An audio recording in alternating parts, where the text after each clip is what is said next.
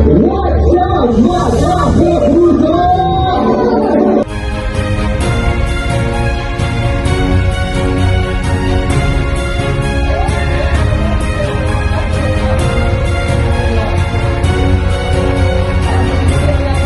Entire Chime, I can't thank you enough for allowing this to happen.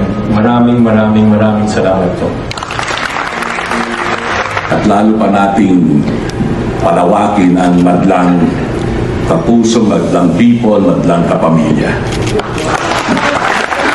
We expect, I say expect, not hope, na tataas ang rating ng It's Showtime.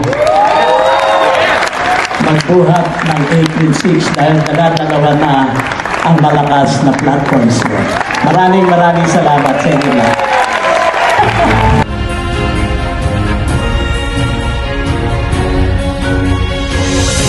Lagi po namin napag-uusapan at hindi nawawala yung in fairness, ang babait ng mga taga-GMA. To It's Showtime, to GMA, cheers!